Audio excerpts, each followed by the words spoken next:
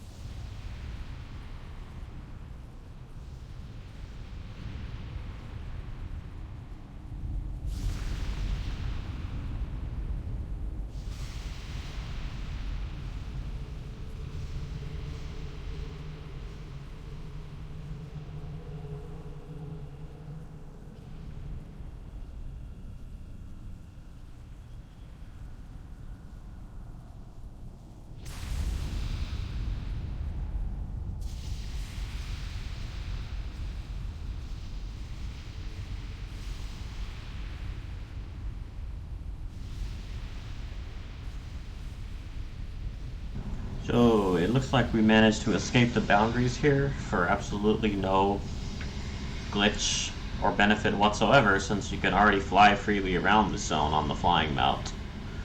The only thing happening here is the failure to accomplish this bombing quest, since my bombing shit hasn't appeared and I'm freely walking this guy around.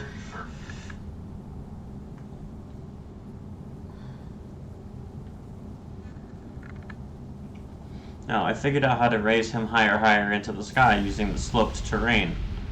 I believe leaving this zone will cause it to parachute, but I think there's some kind of time limit as well, which is what caused me to get this glitch in the first place, was exceeding the original time limit. However, when you get a glitch like this, it may be possible to explore something that otherwise might not be able to be clipped through, and that's what we're currently looking for in the escaping the boundaries way of playing games. Oh, yep, we already hit the time limit right there.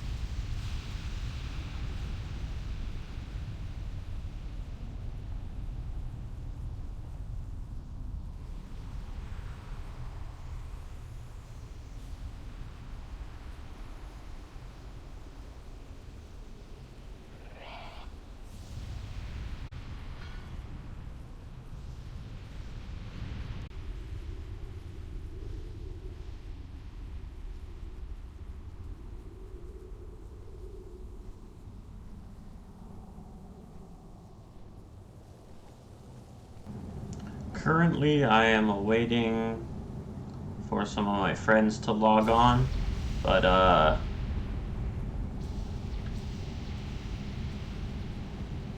I'm going to narrate this channel goal description that I finished writing up today.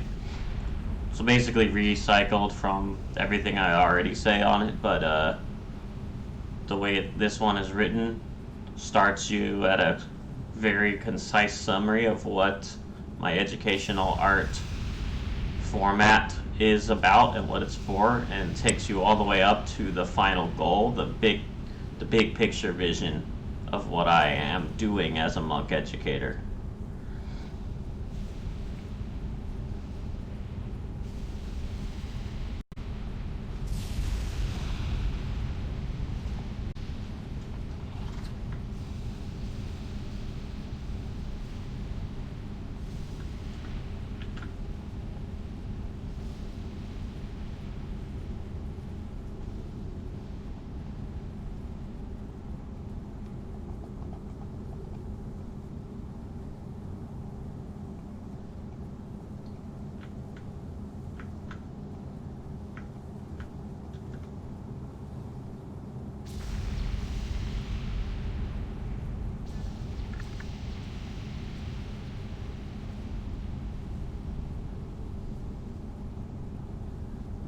Okay, we got this pulled up. This is how it goes. What is your question?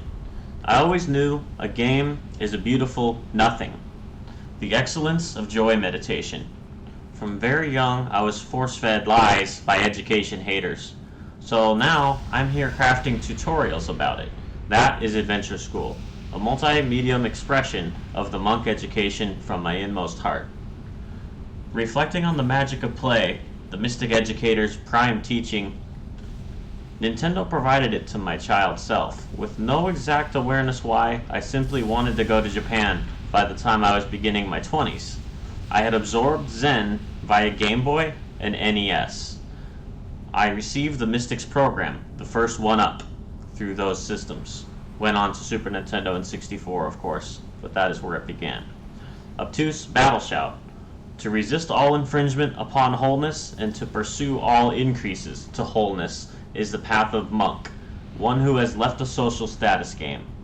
His battle shout booms forth, invigorating the party to defeat all bosses and obtain every power-up. I wandered in two directions: autonomy, anti-coercion, and wholeness, pro-healing. When I ran back into myself, having circled the entire surface of the planet of my metaphysical person along these two perpendicular vectors, that was the flash of insight. Monk education. My art is all game facts inspired. How to about finding the questions you need to craft what's already within and bring it forth. The skill points that allow us to harness the superpower of asking is going on the quest. Summing up, Mindcraft is a liberation creativity voice that resonates from my inmost feelings of being alive. In all of what I do, I point to a window through which we may see oneself. If we will stop using force and trying to box it in jail and just let it float away freely. But it's not enough just to create tutorials. I have an end game, a plan to transform our social contract in defense of all creatives that gather here for the love of our crafts. My monastery, where you can be fed and left alone, free of charge, will be invented. The business model of giving. The goal is literally to offer a voluntary peace place and invite people to have that benefit so they can have education.